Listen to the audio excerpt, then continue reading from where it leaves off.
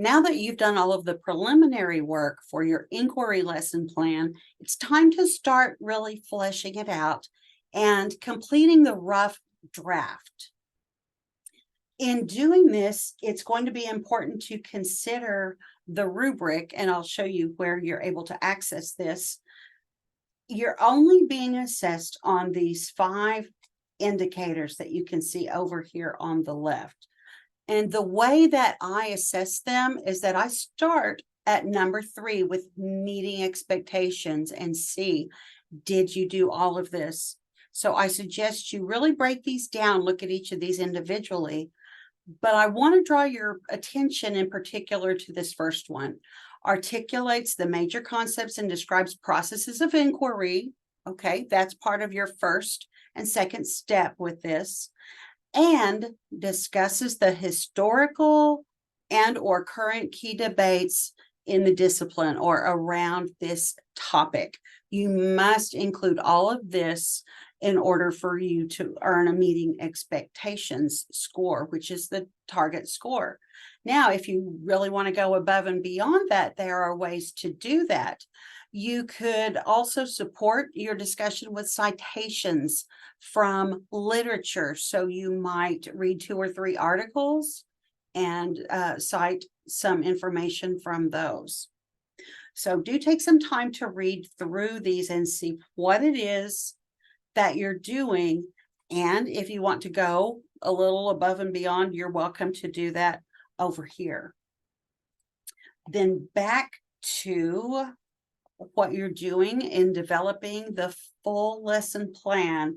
You've completed all of the inquiry lesson plan description, and you have your 3 very simple assessments. Then you can go ahead and do your work here on the template. Because let's see, you've already completed all this, the academic standard, the learning objective or goal. You've described what your assessments are here, and here are some great examples that you can use, although these do tend to be for longer, maybe units rather than 1 class period lessons. Here's where you're going to explain what is the set induction, what is the hook, and just 2 or 3 sentences here can be plenty. It can certainly be longer, but you're really going to explain what it is and how it's going to draw your students in and make them care about what it is they're going to be learning about. Your instructional procedures and learning activities. This is going to be lengthy. I recommend using bullets or a numbered list. You can write it out in paragraphs, but please do not write a huge block of text. For one reason, that's not really appropriate for academic writing, and also because it's difficult for me to read. It's much easier for me to read either short paragraphs or bulleted or numbered sentences. Your lesson conclusion activity. What is it that you, the teacher, are going to do to help your students really make that connection to why is this important? How does this relate to me? Why do I need to know this? This is what you are specifically going to do. And then you're going to list your resources and materials. A bulleted or numbered list is fine here. Any technology, and you should definitely have some kind of technology involved. You can have whatever you feel like would be appropriate in your classroom. If all of your students have Chromebooks, then you're going to state that here. Or if you are doing an internship in a school right now, for example, and maybe the whole 5th grade has 1 class set of Chromebooks and they have to, they go on a stand that rolls around from class to class, then you could explain that here as well. Do whatever works for you, but feel free to use whatever kind of technology would be appropriate in the classroom. When you do your differentiation, I will be looking for you to address specifically a student who might be on a 504 plan, and that might be a student who was born without an ear and can't hear from that side, but has an ear that was that looks perfectly natural. I actually had this student the first few years I was teaching. It might be a student who is diabetic and has needs, to be able to have access to water and to snacks at all times. It can be something very simple, but you do need to address it with 504. With an IEP, maybe you have a student who is on an IEP for reading skills, and then you would explain how it is you're going to make sure that that student has what he or she needs. And then also you're going to consider that you have at least one language learner. So you would provide a little bit of description about that language learner and how you're going to make accommodations for that student. Extensions, please don't consider this as busy work. Really think about those students who enjoy learning and maybe love this topic that you've introduced to them, and they really want to go more into it. What is it you're going to provide for them? It's probably going to be something that would be self-guided, that you would have set up for them. Maybe it's a game on a website.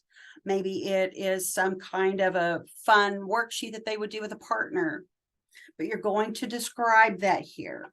And the additional information, again, this is where that information that you did from the first 2 weeks is going to go. So if you don't include that additional information, you're not going to earn any points for that very first indicator. And you can forget all about this reflection. So that's going to be all of the rough draft.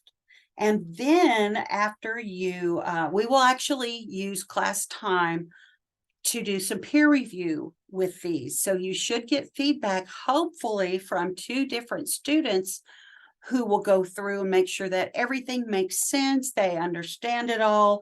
And if there's something, say they have a question about how are you connecting this? How does this assessment fit to your objective? Or maybe in your steps, your lesson procedures, you didn't really make clear how the students are going to do this or what you're going to provide the students with, then that's your opportunity to go back and enhance that, beef it up and make sure that it's clear. So then before you submit the full draft, you're going to get rid of all of these italicized parts because those are for you, not for me. So that again is going to be on the information sheet that you're going to have. So I will be keeping up with a score sheet on each of you for these first 3 weeks. And then when you submit your final draft, you get one chance. This is a one-shot thing. So make sure that you are following the directions and applying the feedback from your peers. First attempt, and this is the way that, well, since we're not doing chalk and wire, this isn't really as necessary anymore. So this is more about your class grade. These scores will be based on the 5 indicators, and then also using appropriate grammar and usage, getting rid of all that italicized text. Your historical context, did you include those 2 citations that are required? And did you provide a good conclusion that helps the students make connections to the concepts? How does it fit in their world? Why should they care? Now back to this, the way that you will earn points for these 5 areas will have to do with what your score is. So if you make 3s, let's see. Yeah, if you make scores of 3 or above, 3s will earn you 10 points here. Scores of 4 will earn you additional points. But let's say that you score a 2.6 on this one, then you will get 5 points here out of 10. So read through this and see how this grade will relate to the 3.0 scores that would have been on chalk and wire, but since we don't have that anymore, we're still going to use that correlation. All right. I hope you are able to really put some time into this, develop a project, a plan that you're going to be proud of and truly able to use at some point in your teaching career, whether it's in a pre-2 or full internship or in your own future classroom.